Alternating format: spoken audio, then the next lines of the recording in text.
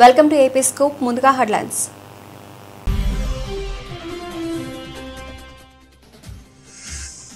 దేశ ప్రయోజనాల విషయంలో రాజీ పడే ప్రసక్తే లేదన్న ప్రధాని. అహ్మదాబాద్ బహిరంగ సభలో మాట్లాడిన మోదీ.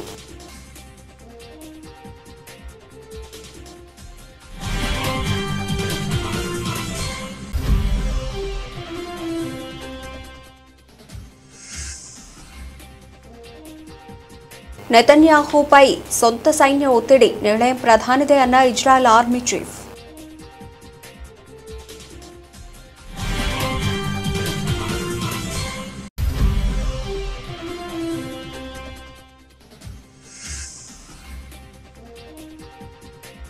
చైనాతో వాణిజ్య యుద్ధంపై డొనాల్డ్ ట్రంప్ ఘాటు వ్యాఖ్యలు. బీజింగ్ పోటీకి వస్తే వినాశనం తప్పదని గట్టి హెచ్చరిక.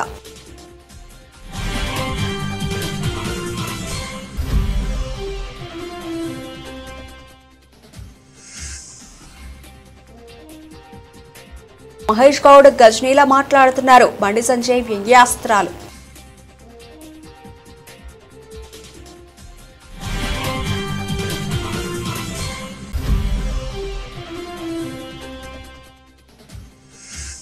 మద్యం తాగి వచ్చి పోలీస్ హోంగార్డుపై దాడి చేసిన జనసేన నేత.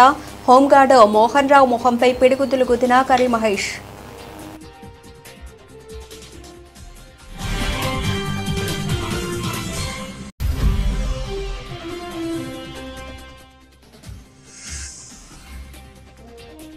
స్టేషన్ గన్పూర్ ప్రజలను మోసం చేసిన నీచమైన చరిత్ర కడియం శ్రీహరిది. మడిపట్ట హాస్య విజయభాస్కర్.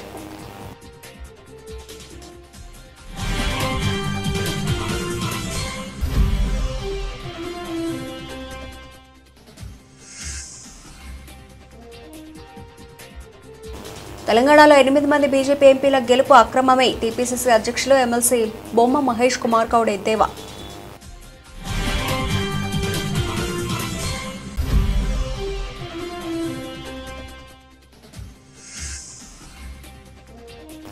మీరెన్ని దాడులు చేసినా నా ఊపిరి ఉన్నంత వరకు వైఎస్ జగన్ కుటుంబంతోనే ఉంటా. నాపైనే తప్పుడు కేసులు పెడుతున్నారని సోషల్ మీడియా యాక్టివిస్ట్ ఆదిశేషు ఆరోపణ.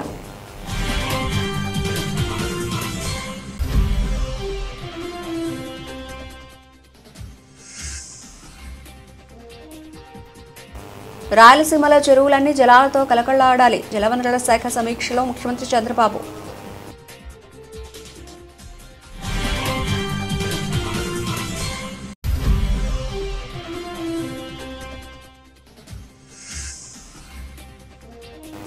ఓటర్ అధికార యాత్రలో పాల్గొన్న సీఎం రేవంత్ రెడ్డి.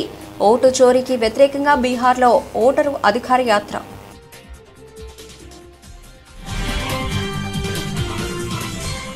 దేశ ప్రయోజనాల విషయంలో రాజీ పడే ప్రసక్తే లేదని ప్రధాని నరేంద్ర మోదీ స్పష్టం చేశారు. రైతులు, పశుపోషకులు, చిన్న తరహా పరిశ్రమల ప్రయోజనాలను కాపాడేందుకు ప్రభుత్వం కట్టుబడి ఉందని ఆయన తెలిపారు. భారత్పై అమెరికా విధించిన అదనపు దిగుమతి సుంకాలను అమలు చేసే గడువు సమీపిస్తున్న తరుణంలో ప్రధాని ఈ కీలక వ్యాఖ్యలు చేశారు. గుజరాత్ పర్యటనలో భాగంగా అహ్మదాబాద్లో నిన్న నిర్వహించిన బహిరంగ సభలో ఆయన మాట్లాడుతూ ఈ విషయంలో ఒత్తిడి పెరగొచ్చు, కానీ దేశ ప్రయోజనాల కోసం ఆ ఒత్తిడిని భరిస్తాం. దీర్ఘకాలంగా పాలించిన కాంగ్రెస్ పార్టీ భారత్ను విదేశీ దిగుమతులపై ఆధారపడేలా చేసింది, కానీ మనం స్వదేశీ మార్గంలో ముందుకు వెడుతున్నామని అన్నారు. భారత దిగుమతులపై అమెరికా అధ్యక్షుడు డొనాల్డ్ ట్రంప్ ఇప్పటికే 25% సుంకాలు విధించిన సంగతి తెలిసిందే. తాజాగా మరో 25% అదనంగా విధించనున్నట్లు ప్రకటించారు. ఇవి ఈ నెల 27 నుంచి అమల్లోకి రానున్నాయి. వైట్ హౌస్ వాణిజ్య సలహాదారు పీటర్ నవారో ఇటీవల మాట్లాడుతూ ఈ గడువును పొడిగించే అవకాశం లేదని పేర్కొన్నారు. భారత్ ఇప్పటికే ఈ అదనపు సుంకాలను అన్యాయమైనవి, అనుచితమైనవిగా పేర్కొంటూ ఖండించింది. ప్రధాని మోదీ తన ప్రసంగంలో స్వదేశీ భావనను గుర్తు చేస్తూ శ్రీకృష్ణుడి సుదర్శన చక్రం మరియు మహాత్మా గాంధీ చరకా ఉద్యమాన్ని ఉదాహరించారు. అంతేకాదు దేశ శౌర్యాన్ని చాటి చెప్పిన ఆపరేషన్ సింధూరును ప్రస్తావించారు. आपसे त्योहारों का जिक्र किया था। ये त्योहारों का मौसम है। अब नवरात्रि, विजयादशमी, धनतेरस, दीपावली, ये सभी त्योहार आ रहे हैं। ये हमारी संस्कृति के उत्सव तो है ही, ये आत्मनिर्भरता के भी उत्सव होने चाहिए। और इसलिए मैं आपसे एक बार फिर अपना आग्रह दोहराना चाहता हूं और आज पूज्य बापू की धरती से देशवासियों से भी मैं बार बार आग्रह कर रहा हूं, हमें जीवन के अंदर एक मंत्र बनाना है। हम जो भी खरीदेंगे वो मेड इन इंडिया होगा, स्वदेशी होगा। घर की साज सज्जा के लिए जो भी सामान हो मेड इन इंडिया हो। यार दोस्तों को गिफ्ट के लिए कुछ देना है, उपहार वही जो भारत में बना हो, भारत के लोगों द्वारा बनाया गया हो। और मैं विशेष रूप से दुकानदार भाई बहनों को कहना चाहता हूं, व्यापारियों से कहना चाहता हूं, इस देश को आगे बढ़ाने में आप बहुत बड़ा योगदान कर सकते हैं। आप तय कर लीजिए, विदेशी माल नहीं बेचेंगे और बड़े गर्व के साथ बोर्ड लगाइए कि मेरे यहां स्वदेशी बिकता है। हमारे इन छोटे छोटे प्रयासों से ये उत्सव भारत की समृद्धि के महोत्सव बनेंगे। ఇజ్రాయెల్ ప్రధాని బెంజమిన్ నెతన్యాహుపై సొంత సైనిక నాయకత్వం నుంచి తీవ్ర ఒత్తిడి ఎదురవుతోంది. హమాస్తో బందీల విడుదల ఒప్పందానికి అవసరమైన అన్ని షరతులు సిద్ధంగా ఉన్నాయని, ఇక తుది నిర్ణయం తీసుకోవాల్సింది ప్రధానమంత్రి అయిన ఇజ్రాయెల్ సైనిక దళాల chief of staff lieutenant general Eyal Zamir స్పష్టం చేశారు. ఈ కీలక పరిణామం నెతన్యాహు ప్రభుత్వాన్ని ఇరకాటంలో పడేసింది. గాజాలో బందీలకు ఉన్న వారిని విడిపించేందుకు జరగాల్సిన ఒప్పందానికి సంబంధించిన నిబంధనలను సైన్యం ఖరారు చేసిందని, ఇప్పుడు ఈ వ్యవహారం ప్రధాని చేతిలో ఉందని జమీర్ అన్నట్లు ఇజ్రాయెల్కు చెందిన ఛానల్ 13 మీడియా వెల్లడించింది. ఈజిప్ట్, ఖతార్ దేశాల మధ్యవర్తులు ప్రతిపాదించిన ఈ కొత్త ఒప్పందాన్ని హమాస్ ఇప్పటికే వారం క్రితం అంగీకరించినట్లు సమాచారం. దీని ప్రకారం 60 రోజుల కాల్పుల విరమణ సమయంలో 2 దేశాల్లో బందీలను విడుదల చేస్తారు. ఆ తర్వాత శాశ్వత సంధి కోసం చర్చలు జరుపుతారు. అయితే బందీలందరినీ ఒకేసారి విడిచిపెడితేనే ఒప్పందానికి అంగీకరిస్తామని పేర్కొంటూ నెతన్యాహు కార్యాలయం గతంలో కఠిన వైఖరిని ప్రదర్శించింది. మరోవైపు యుద్ధాన్ని వెంటనే ముగించి బందీలను సురక్షితంగా వెనక్కి తీసుకురావాలంటూ ఇజ్రాయెల్లో ప్రజా ఉద్యమం ఉధృతమవుతోంది. ఇటీవలే టెల్ అవీవ్లో 10,000 మందితో భారీ నిరసన ప్రదర్శన జరిగింది. ఆర్మీ చీఫ్ ప్రకటనను బందీల కుటుంబాల ఫోరం స్వాగతించింది. చాలా మంది ఇజ్రాయెల్ ప్రజలు కోరుకుంటున్న మాటల్ని జమీర్ చెప్పారు. బందీల విడుదల, యుద్ధం ముగింపు మా డిమాండ్ అని ఆ సంస్థ పేర్కొంది. ప్రభుత్వానికి వ్యతిరేకంగా ఈరోజు మరో భారీ నిరసనకు వారు సిద్ధమవుతున్నారు. ఈ రాజకీయ పరిణామాలు జరుగుతున్నప్పటికీ గాజాపై ఇజ్రాయెల్ దాడులు ఆగడం లేదు. నిన్న దక్షిణ గాజాలోని నాజర్ ఆసుపత్రి సమీపంలో జరిపిన దాడుల్లో 15 మంది మరణించారు. వీరిలో Reuters, Associated Press, Al Jazeera వంటి సంస్థలకు చెందిన 5 జర్నలిస్టులు కూడా ఉన్నారు. ఈ దాడిపై దర్యాప్తుకు ఆదేశించినట్లు ఐడిఎఫ్ తెలిపింది. గాజా నగరాన్ని అక్టోబర్ 7వ తేదీలోగా పూర్తిగా తమ ఆధీనంలోకి తీసుకోవాలని నెతన్యాహు లక్ష్యంగా పెట్టుకున్నట్లు తెలుస్తోంది. అయితే ఈ చర్య బందీల ప్రాణాలకు ప్రమాదకరమని, సైన్యంపై భారం పెంచుతుందని జనరల్ జమీర్ హెచ్చరించినట్లు స్థానిక మీడియాలో కథనాలు వస్తున్నాయి. హమాస్తో యుద్ధం కారణంగా గాజాలో మానవతా సంక్షోభం తీవ్ర స్థాయికి చేరింది. సుమారు 19 లక్షల మంది నిరాశ్రయులయ్యారని, ఆకలి, పేదరికంతో లక్షలాది మంది చనిపోయే ప్రమాదం ఉందని ఐక్యరాజ్యసమితి హెచ్చరించింది. చైనాతో కొనసాగుతున్న వాణిజ్య యుద్ధంపై అమెరికా అధ్యక్షుడు డొనాల్డ్ ట్రంప్ మరోసారి కీలక వ్యాఖ్యలు చేశారు. బీజింగ్తో మంచి సంబంధాలు కోరుకుంటున్నప్పటికీ వాణిజ్య వివాదాల్లో తమదే పై చేయని ఆయన స్పష్టం చేశారు. తమతో పోటీ పడాలని చూస్తే చైనాకు వినాశనం తప్పదని పరోక్షంగా గట్టిగా హెచ్చరించారు. ఈ సందర్భంగా ట్రంప్ మాట్లాడుతూ, వాణిజ్య పోరులో చైనా వద్ద కొన్ని కార్డులు ఉంటే తమ వద్ద అంతకంటే అద్భుతమైన కార్డులు ఉన్నాయని అన్నారు. వాళ్ళ దగ్గర కొన్ని కార్డులు ఉన్నాయి, కానీ మా దగ్గర అంతకంటే గొప్ప కార్డులు ఉన్నాయి. అయితే నేను వాటితో ఆడాలనుకోవడం లేదు. ఒకవేళ నేను ఆ కార్డులతో ఆడితే చైనా నాశనం అవుతుంది. అందుకే ప్రస్తుతానికి ఆ పని చేయను అని ట్రంప్ వ్యాఖ్యానించారు. కొన్ని రకాల అరుదైన ఖనిజాల సరఫరాను నిలిపివేయడం లాంటి చర్యలకు చైనా పాల్పడితే తీవ్ర పరిణామాలు ఉంటాయని ఆయన హెచ్చరించారు. అలాంటి పరిస్థితులు తలెత్తితే చైనాపై 200% వరకు సుంకాలు విధించడానికి కూడా వెనకాడబోమని ఆయన స్పష్టం చేశారు. వాణిజ్యపరంగా తమ ఆధిపత్యాన్ని బీజింగ్ సవాలు చేయలేదని ఆయన పేర్కొన్నారు. అదే సమయంలో ఇరు దేశాల మధ్య సత్సంబంధాల ప్రాముఖ్యతను కూడా ట్రంప్ ప్రస్తావించారు. ఏడాది చివరిలో గానీ, ఆ తర్వాత కొద్ది కాలానికి గానీ నేను చైనా పర్యటనకు వెళతాను. 2 దేశాల మధ్య అద్భుతమైన సంబంధాలు ఉండబోతున్నాయని ఆయన తెలిపారు. ప్రస్తుతం వాణిజ్యపరంగా విభేదాలు ఉన్నప్పటికీ భవిష్యత్తులో సంబంధాలు మెరుగవుతాయని ఆయన ఆశాభావం వ్యక్తం చేశారు. కాంగ్రెస్ ప్రభుత్వంపై కేంద్ర మంత్రి బండి సంజయ్ కుమార్ సంచలన వ్యాఖ్యలు చేశారు. కాంగ్రెస్ మళ్లీ అధికారంలోకి వస్తే రాజకీయ సన్యాసం తీసుకుంటానని సవాల్ చేశారు. కాంగ్రెస్ ఇచ్చిన 420 హామీలు ఏమయ్యాయో టీపీసీసీ చీఫ్ మహేష్ కుమార్ గౌడ్ చెప్పాలని ప్రశ్నల వర్షం కురిపించారు. కరీంనగర్లో బండి సంజయ్ పర్యటించారు. ఈ సందర్భంగా మీడియాతో ఆయన మాట్లాడారు. ప్రజలను కలవకుండా రాత్రిపూట యాత్రలు ఎందుకు చేస్తున్నారని నిలదీశారు. టీపీసీసీ చీఫ్ ఒక గజ్ని, ఆయనను ఎవరైనా గుర్తుపడతారా అని ప్రశ్నించారు బండి సంజయ్. మహేష్ గౌడ్ వార్డు మెంబర్గా కూడా గెలిచావా అని బండి సంజయ్ నిలదీశారు. తెలంగాణలో ఓటు చోరీ జరిగితే కాంగ్రెస్ 8 ఎంపీ సీట్లు కూడా తామే గెలిచేవాళ్లమని చెప్పుకొచ్చారు. ప్రజల ఓట్లతో మహేష్ గౌడ్ ఒక్కసారైనా గెలవాలని ఛాలెంజ్ చేశారు. కర్ణాటక, తెలంగాణలో మీరు ఎలా గెలిచారని ప్రశ్నించారు. టీపీసీసీ చీఫ్ బీఆర్ఎస్ మనిషి అని షాకింగ్ కామెంట్స్ చేశారు. ఆయనకు సెక్యూరిటీ కావాలని ఆరోపణలు చేస్తున్నారని విమర్శించారు. ఓటు చోరీ జరిగిందని ప్రజలు మహేష్ గౌడ్ అవమానిస్తున్నారని తీవ్ర ఆగ్రహం వ్యక్తం చేశారు. కాంగ్రెస్ నేతల ఓట్ల బిచ్చుగాళ్లు అని విమర్శించారు. టోపీలు పెట్టుకుని ఓట్ల కోసం వెళ్లేది కాంగ్రెస్ నేతలని ఆక్షేపించారు.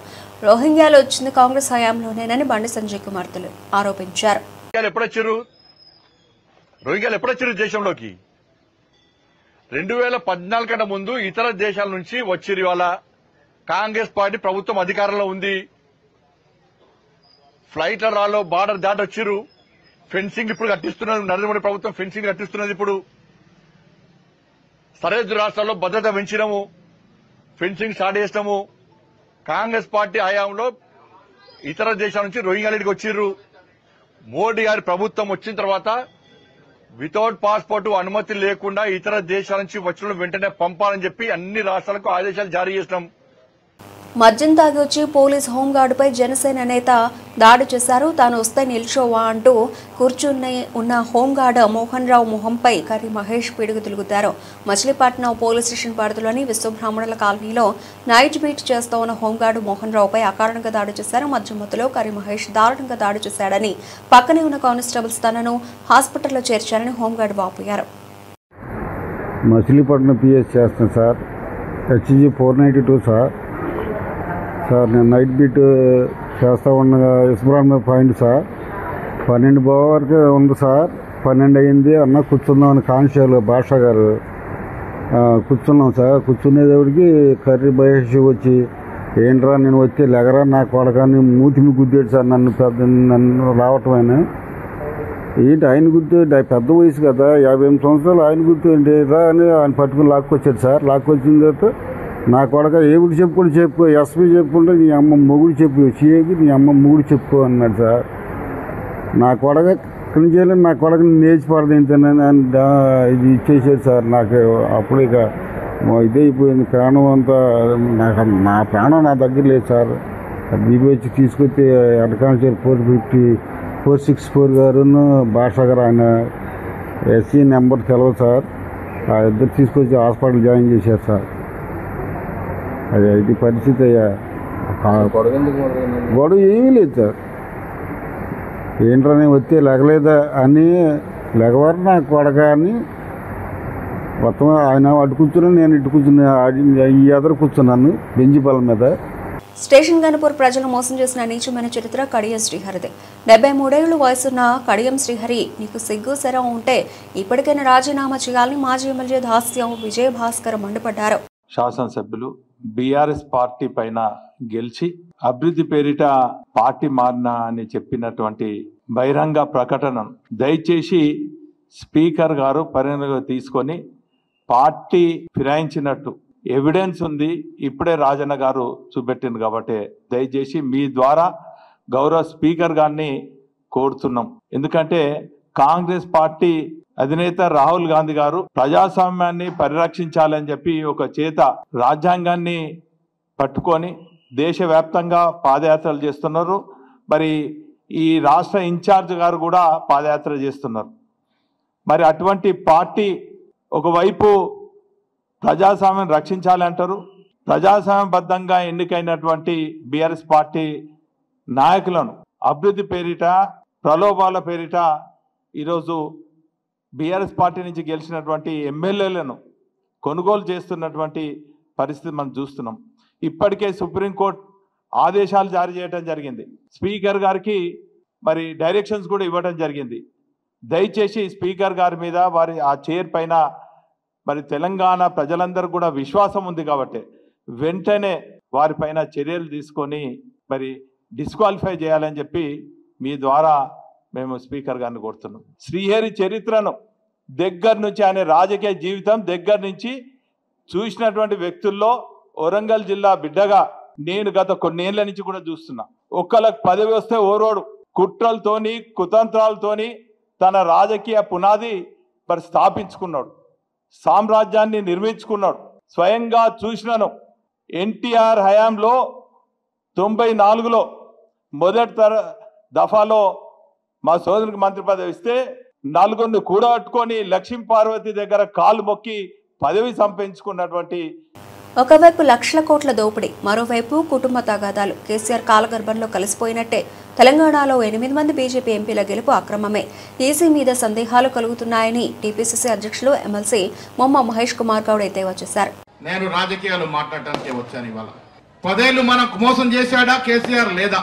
అడుగడుగున మోసం చేశాడు కదా, అందుకే ఇంటికి పోయినాడు, ఫామ్ హౌస్ లో కూర్చున్నాడు. ఇవాళ దోచుకున్న సొమ్ము బయటకు తీయమంటే సుప్రీంకోర్టుకి వెళ్ళి రక్షించమని వేడుకుంటా ఉన్నాడు.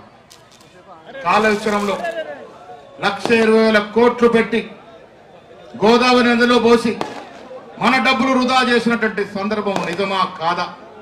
అందుకే బోన్లో నిలబెడితే రేవంత్ రెడ్డి గారి ప్రభుత్వం సుప్రీంకోర్టుని ఆశ్రయించినటువంటి సందర్భం. మిత్రులారా, టీఆర్ఎస్ పని అయిపోయింది. రాష్ట్రంలో అన్నా చెల్లెల మధ్య ఆస్తి తగాదా నడుస్తూ ఉంది. అది ఇప్పుడప్పుడే తెగదు, మళ్ళా ఎన్నికల నాటి కూడా తెగది కాబట్టి వారు రాజకీయంగా ఉండరు కాక ఉండరు అనే మాట చెప్తా ఉన్నాను. ఇక బీజేపీ పార్టీ 3వసారి అధికారంలోకి రావటానికి ఓట్లు దొంగలించారనే మాట రాహుల్ గాంధీ గారు రుజువులతో సహా నిరూపిస్తే ఇది వాస్తవం, తప్పిదం జరిగిందని చెప్పాల్సిన election commission of India BJP అధికార పార్టీకి వత్తాసు పలుకుతా ఉంది. అసలు తప్పే జరగలేని చెప్తా ఉంది. ఒక్క ఇంట్లో 49 ఓట్లు ఉండొచ్చునా, ఒక సింగిల్ బెడ్రూమ్ ఇంట్లో. బాంబేలో అలాంటి సంఘటన జరిగింది. నిన్న కరీంనగర్లో మా అధ్యక్షుడు చూపించినాడు, ఒక టిన్ షేక్ ఇంట్లో 40 ఓట్లు ఉన్నాయి. అందుకే మిత్రులారా, నిన్న చేసిన ఆరోపణ నేను కట్టుబడి ఉన్నాను. మళ్ళీ చెప్తా ఉన్నాను, తెలంగాణ రాష్ట్రంలో గెలిచిన 8 మంది ఎంపీల ఎన్నిక పట్ల మాకు తీవ్రమైన అనుమానాలు ఉన్నాయి. ఇక్కడ కూడా ఈ 8 మంది ఎంపీలు ఓట్లు దొంగలించే గెలిచారని కుండలు బద్దలు కొట్టి చెప్తా ఉన్నాను నేను. కారణం, ఓట్లు దొంగలించే సంస్కృతి, అధికార దహం. మీరెన్ని దాడులు చేసినా నా ఊపిరి ఉన్నంత వరకు వైఎస్ జగన్ కుటుంబంతోనే ఉంటా. ఎన్నికల్లో వైఎస్ఆర్సీపీకి మద్దతుగా పనిచేశానని నాపై దాడి చేసి నా కారు ధ్వంసం చేశారు. పులివెందుల టీడీపీ నేతల నుంచి నాకు ప్రాణహాని ఉంది. నాపైనే తప్పుడు కేసులు పెడుతున్నారని సోషల్ మీడియా యాక్టివిస్ట్ ఆదిశేషు ఆరోపించారు. అందరికీ నమస్కారం. నేను పులివెందుల వాసిని. వైఎస్ఆర్ కాంగ్రెస్ పార్టీకి మద్దతుగా పోయిన జెడ్పీటీసీ ఎలక్షన్లకు వైఎస్ఆర్సీపీకి ఫేవర్గా, టీడీపీకి వ్యతిరేకంగా పనిచేశానని తుమ్మలపల్లెకు చెందిన విశ్వనాథ రెడ్డి గారు నా మీద ఈరోజు దాడి చేయడం జరిగింది. ఈ దాడి ఎందుకు జరిగిందంటే, ఆయన నాకు 2 రోజుల కిందటి నుంచి నాకు ఫోన్లు చేసి బెదిరింపులు చేయడం కూడా జరిగింది. దానికి కావాల్సిన సాక్ష్యాలు ఫోన్ కాన్ఫరెన్స్లు అవన్నీ ఉన్నాయి. అలాగే ఈరోజు చూసుకున్నట్లయితే ఉదయాన్నే నేను నా మిత్రుడు, నా సోదర సమానుడైన ఎద్దుల అర్జున్ రెడ్డి గారి దగ్గరికి ప్రతిరోజు నేను ఎప్పుడైతే పులివెందుల్లో అవైలబిలిటీ ఉంటానో, బిజినెస్ టైం అయిపోయిన తర్వాత ఆ టైంలో ఆయన దగ్గరికి పోవడం జరిగింది. నేను అక్కడ పోయిన సమయానికి విశ్వనాథ రెడ్డి గారు అక్కడ ఉండడం జరిగింది. సో నాకు ఆయన ఉన్నారని కూడా తెలియదు. నేను నా పని మీద నేను పోవడం జరిగింది. నార్మల్గా కూర్చొని నా పొద్దున ఉదయం ఫోన్ చేసి మా అర్జున్ రెడ్డి గారు ఫోన్ చేశారండి అని చెప్తే మా ఆయన పోవడం జరిగింది. పోయిన వెంటనే లోపల ఆయన ఈ ముఖం వేసుకుని కూర్చోవడం వల్ల నేను తిరుకొని వచ్చేసరికి ఆయన విశ్వనాథ రెడ్డి గారని తెలిసింది. ఆయన ఇటీవలే జెడ్పీటీసీ ఉప ఎన్నికలలో భాగంగా టీడీపీకి పోవడం జరిగింది. మరి ఆయన ఎవరిని మెప్పు పొందడానికి నా మీద దాడి చేసినాడో నాకు తెలియదు. కానీ పోయి కూర్చుంటే ఇట్లా నువ్వు వైఎస్ఆర్సీపీకి ఫేవర్గా ఉండవు, టీడీపీని వ్యతిరేకిస్తున్నావు అని చెప్పి నన్ను మాట్లాడడం జరిగింది. జరిగితే నేను చెప్పడం జరిగింది, నేను పులివెందుల్లో ఉన్నంతకాలం, నా ఊపిరి ఉన్నంతకాలం వైఎస్ఆర్ కాంగ్రెస్ పార్టీకి ఫేవర్గానే చేస్తా.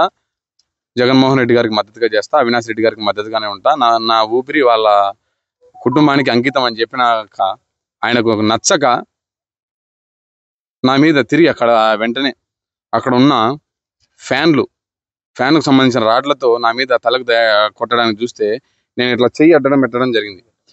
చెయ్యి అడ్డం పెట్టిన సమయంలో నా చేతికి దెబ్బ తగిలి చేతికి దెబ్బలు జరిగింది. దాని తర్వాత అక్కడ ఉండే వస్తువులు, ఆ ఎలక్ట్రికల్ షాప్లో ఏమైతే వస్తువులు ఉంటాయో ఆ వైర్లు గీర్లతో దాడి చేయడం జరిగింది. దాన్ని నేను చిత్రీకరించడం కూడా జరిగింది. నా ఫోన్లో నేను వీడియో తీయడం కూడా జరిగింది. ఆ వీడియో తీస్తున్నానని చెప్పి అదే వీడియోలోనే నన్ను కులాల వారీగా, వ్యక్తిగత వారీగా, ఇంట్లో పెద్దల కృష్ణా గోదావరి నదుల్లో ఎగువ నుంచి వస్తున్న ప్రవాహాలను సద్వినియోగం చేసుకునేలా కార్యాచరణ ఉండాలని ముఖ్యమంత్రి చంద్రబాబు నాయుడు అధికారులను ఆదేశించారు. ప్రస్తుతం ఎగువ నుంచి కొనసాగుతున్న ప్రవాహాలతో ప్రాజెక్టులను పూర్తిగా నింపాలని సూచించారు. రాష్ట్రంలోని చెరువులన్నీ నిండేందుకు తగిన ప్రణాళికలు చేయాలని అన్నారు. ప్రత్యేకించి రాయలసీమలోని చెరువులన్నీ తక్షణం నింపేందుకు చర్యలు చేపట్టాలని స్పష్టం చేశారు. సోమవారం సచివాలయంలో జలవనరుల శాఖపై సీఎం సమీక్ష నిర్వహించారు. సముద్రంలోకి వృధాగా పోతున్న నీటిని కాలువల ద్వారా మళ్లించి చెరువుల్లోకి పంపాలని సూచించారు. ప్రధాన కాలువల నుంచి ఫీడర్ కెనాల్స్కు ఉన్న అడ్డంకులను సరిచేసి నీటిని సరఫరా చేయాలని ముఖ్యమంత్రి స్పష్టం చేశారు. అడ్డంకులు తొలగించి నీరిస్తేనే ప్రజలకు, రైతులకు ప్రయోజనం కలుగుతుందని ముఖ్యమంత్రి అన్నారు. కుప్పం వరకు నీళ్లు తీసుకెళ్లినట్టే మిగతా ప్రాంతాలకు నీరు వెళ్లేలా చర్యలు చేపట్టాలన్నారు. సముద్రంలోకి వృధాగా ప్రవాహాలు వెళుతుంటే బాధ కలుగుతోందని సీఎం అన్నారు. వరద నీటిని సద్వినియోగం చేసుకుంటేనే రాష్ట్రానికి ప్రయోజనం కలుగుతుందన్నారు. రాయలసీమలోని చెరువులు నింపేందుకు ఎంత నీరు అవసరం, ఎక్కడెక్కడ అడ్డంకులు ఉన్నాయన్న అంశాలు గుర్తించి వాటిని సరిచేయాల్సిందిగా సీఎం సూచించారు. బీహార్లో రాహుల్ గాంధీ ఓటర్ అధికార యాత్ర కొనసాగుతోంది. కాంగ్రెస్ కార్యకర్తల్లో మరింత ఉత్సాహాన్ని నింపుతూ రాహుల్ సోదరి, ఏఐసిసి ప్రధాన కార్యదర్శి ప్రియాంక గాంధీ వాద్రా మరియు తెలంగాణ ముఖ్యమంత్రి రేవంత్ రెడ్డి యాత్రలో పాల్గొన్నారు. రాహుల్ గాంధీ పూర్ణియా జిల్లాలో యాత్ర సాగించారు. రాయల్ ఎన్ఫీల్డ్ మోటార్ సైకిల్పై 2 కిలోమీటర్ల యాత్ర సాగించారు. మార్గమధ్యలో జాలాఘడ్ సమీపంలోని రోడ్డు పక్కన ఉన్న తాబా వద్ద రాహుల్ ఆగి టీ తాగుతూ స్థానికులతో ముచ్చటించారు. బీహార్లో అక్టోబర్, నవంబర్ మాసాల్లో అసెంబ్లీ ఎన్నికలు జరగాల్సి ఉన్నాయి. ఈ క్రమంలోనే ఎన్నికల కమిషన్ బీహార్లో స్పెషల్ ఇంటెన్సివ్ రివిజన్ చేపట్టడం, సవరించిన ఓటర్ల జాబితాను ప్రకటించడంపై విపక్షాల నుంచి తీవ్ర అభ్యంతరాలు వ్యక్తమయ్యాయి. లక్షలాది ఓటర్లను జాబితా నుంచి తొలగించారని, పెద్ద సంఖ్యలో నకిలీ ఓటర్లను చేర్చారని, తద్వారా బీజేపీతో కలిసి ఓట్ల చోరీకి ఈసీ పాల్పడుతోందని విపక్షాలు ఆరోపిస్తున్నాయి. అయితే ఈ ఆరోపణలకు ఆధారాలుంటే రాహుల్ అఫిడవిట్ సమర్పించాలని, అలా చేరుకుంటే దేశ ప్రజలకు క్షమాపణ చెప్పాలని ఈసీ డిమాండ్ చేసింది. అయితే రాహుల్ తన వాదనకే కట్టుబడుతూ బీహార్లో ఓటర్ అధికార యాత్ర కొనసాగిస్తున్నారు. బంగాళాఖాతంలో ఏర్పడిన అల్పపీడన ప్రభావంతో ఉత్తరాంధ్ర జిల్లాలో భారీ వర్షాలు కురుస్తున్నాయి. అల్పపీడనం ప్రభావంతో మరో 3 రోజుల పాటు భారీ వర్షాలు కురుస్తాయని విశాఖ తుఫాను హెచ్చరికల కేంద్రం ప్రకటించింది. మరోవైపు విశాఖ తీరం అలజడిగా మారింది. అలల ఉధృతితో సముద్రం చొచ్చుకొని రావడంతో తీరం కోతకు గురైంది. అల్లూరు జిల్లా, శ్రీకాకుళం జిల్లాలో భారీ వర్షం కురుస్తోంది. దీంతో శ్రీకాకుళం డివిజన్ పరిధిలోని అన్ని ప్రభుత్వ, ప్రైవేటు విద్యా సంస్థలకు జిల్లా కలెక్టర్ స్వప్నిల్ దినకర్ సెలవు ప్రకటించారు. వాతావరణ పరిస్థితులు అనుకూలంగా లేనందున సముద్రంలో వేటకు వెళ్లొద్దని మత్స్యకారులకు సూచించారు. మరోవైపు భారీ వర్షాల నేపథ్యంలో ఏపీ ప్రభుత్వం అప్రమత్తమైంది. ఉత్తరాంధ్రలో కురుస్తున్న భారీ వర్షాలపై హోంమంత్రి అనిత సమీక్ష నిర్వహించారు. అన్ని జిల్లాల్లో కంట్రోల్ రూమ్లో ఏర్పాటు చేయాలని ఆదేశించారు. లోతట్టు ప్రాంతాలను అప్రమత్తం చేయాలని, క్షేత్రస్థాయిలో అధికారులు అందుబాటులో ఉండాలని సూచించారు. టీటీడీ స్థలం టూరిజం శాఖకు బదలాయించడం ఘోరమైన అపచారం. టూరిజం శాఖకు ఎయిర్పోర్టు దగ్గర 25 ఎకరాలు ఇవ్వచ్చు అని, దేవుడు స్థలం ఇవ్వడం తప్పు అని నేను మాట్లాడాను. టీటీడీ ముఖ్య ప్రజా సంబంధాల అధికారితో రాజకీయ ప్రకటన చేయించారు. అత్యంత పవిత్రమైన టీటీడీ ధార్మిక సంస్థను రాజకీయ ప్రకటన ఇవ్వడానికి నాది పలికారు. కరుణాకర్ రెడ్డి వ్యాఖ్యలు సరైనవి కావు అంటూ ఉత్తరం వైపు స్థలం, అత్యంత పవిత్రమైన స్థలం తీసుకుని ఎదురుగా ఉన్న దక్షిణం వైపు ఉన్న స్థలం ఇవ్వడం జరిగిందన్నారు. 2 సార్లు టీటీడీ చైర్మన్గా, 3 సార్లు బోర్డు సభ్యుడిగా, తిరుపతి స్థానికుడిగా చెప్పడం జరిగిందని టీటీడీ మాజీ చైర్మన్ భూమన కరుణాకర్ రెడ్డి అన్నారు. టీటీడీ స్థలాన్ని టూరిజం శాఖకు బదలాయించటం మీద ఇది చాలా తప్పని, భగవంతుని ఆస్తిని టూరిజం శాఖకు ఇవ్వటం చాలా ఘోరమైనటువంటి అపచారమని, టూరిజం శాఖకే స్థలం ఇవ్వాలని అనుకుంటే మరో చోట ఎక్కడైనా కూడా ఎయిర్పోర్ట్ దగ్గర ఓ 25 నుంచి 30 ఎకరాలు ఇవ్వవచ్చునని, అలా కాకుండా దేవునికే సంబంధించినటువంటి స్థలం ఇవ్వటం మార్పిడిగా చాలా తప్పు అని నేను మాట్లాడడం జరిగింది. దానికి సంబంధించి నిన్న రాత్రి టిటిడి ముఖ్య ప్రజా సంబంధాల అధికారి పేరుతో ఒక రాజకీయ ప్రేరితమైనటువంటి ప్రకటన బిఆర్ నాయుడు గారు చేయించినారు, అధ్యక్షుల వారు. ఆయన గారు నేరుగా మాట్లాడకుండా చివరకు అత్యంత పవిత్రమైన టిటిడి ధార్మిక సంస్థను మొత్తంగా రాజకీయ ప్రేరితమైనటువంటి ప్రకటనలు ఇవ్వటానికి నాంది పలకటం జరిగింది. వారు ఆ ప్రకటనలో కరుణాకర్ రెడ్డి వ్యాఖ్యలు సరైనటువంటివి. అమెరికా అధ్యక్షుడు డొనాల్డ్ ట్రంప్ భారత్పై విధించిన అదనపు సుంకాలు బుధవారం నుంచి అమల్లోకి రానున్నాయి. ఇప్పటికే భారత వస్తు సేవలపై 25% టారిఫ్లు విధించిన ట్రంప్ రష్యా నుంచి చమురు కొనుగోలు చేస్తోందనే సాకుతో అదనంగా మరో 25% పన్నులు విధించారు. అలస్కాలో పుతిన్తో భేటీ తర్వాత ఈ అదనపు సుంకాలపై పునరాలోచిస్తానని ట్రంప్ చెప్పారు. అయితే గడువు సమీపించినా ఇప్పటి వరకు సుంకాల మినహాయింపుపై ఎలాంటి ప్రకటన చేయలేదు. అదనపు సుంకాల అమలు తప్పదని తేలిపోవడంతో భారత స్టాక్ మార్కెట్లు తీవ్రంగా ప్రభావితమయ్యాయి. దేశీయ మార్కెట్లు ఈరోజు భారీ నష్టాలతో ప్రారంభమయ్యాయి. ఉదయం 9:30 సమయంలో సెన్సెక్స్ 600 పాయింట్లు నష్టపోయి 81,036 వద్ద ట్రేడ్ అవుతోంది. నిఫ్టీ 181 పాయింట్లు క్షీణించి 24,788 వద్ద కొనసాగుతోంది. డాలర్తో పోలిస్తే రూపాయి మార్గ విలువ 87.83గా ఉంది. లాభాల్లో హెచ్యుఎల్, నష్టాల్లో ఐసిఐసిఐ, హెచ్యుఎల్తో పాటు బజాజ్ ఆటో, హీరో మోటార్ కార్ కంపెనీల షేర్లు నిఫ్టీ సూచీలో లాభాలు కొనసాగుతున్నాయి. అదే సమయంలో ICICI bank, Tata motors, doctor Reddy's labs, Tata steel, Cipla షేర్లు నష్టాలు కొనసాగుతున్నాయి. బులెటిన్ ముగించే ముందు హెడ్లైన్స్ మరోసారి.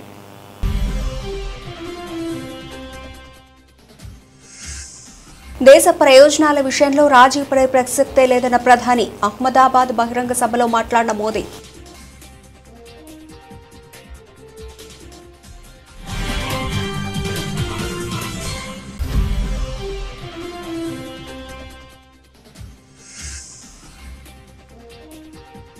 నెతన్యాహుపై సొంత సైన్య ఒత్తిడి, నిర్ణయం ప్రధానిదే అన్న Israel army chief.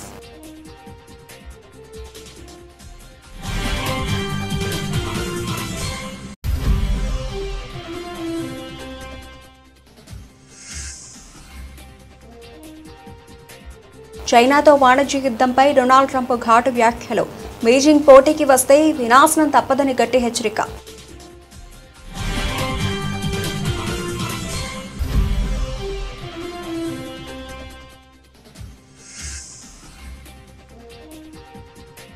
Mahesh Goud గజనీలా మాట్లాడుతున్నారు. బండి సంజయ్ వ్యంగ్యాస్త్రాలు.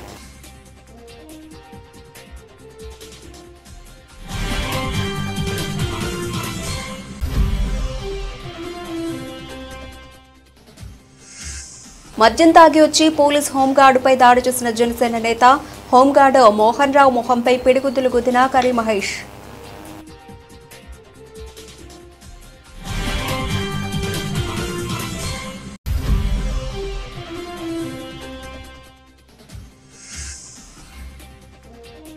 స్టేషన్ గన్పూర్ ప్రజలను మోసం చేసిన నీచమైన చరిత్ర కడియం శ్రీహరిది. మడిపట్ట హాస్య విజయ్ భాస్కర్.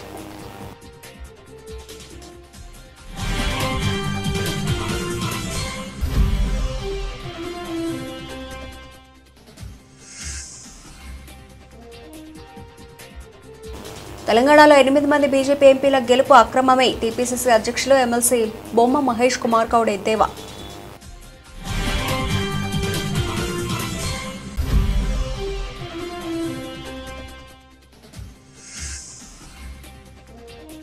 మీరెన్ని దాడులు చేసినా నా ఊపిరి ఉన్నంత వరకు వైఎస్ జగన్ కుటుంబంతోనే ఉంటా, నాపైనే తప్పుడు కేసులు పెడుతున్నారని సోషల్ మీడియా యాక్టివిస్ట్ ఆదిశేషు ఆరోపణ.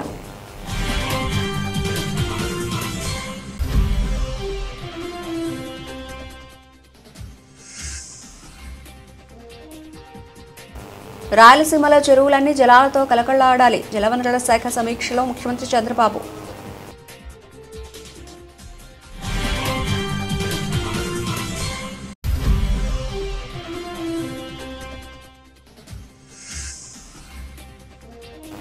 ఓటరు అధికార యాత్రలో పాల్గొన్న సీఎం రేవంత్ రెడ్డి.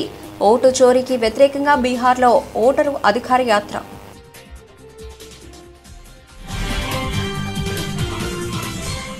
ఇవి ఇప్పటివరకు నా bulletin updates. Keep watching S6 news.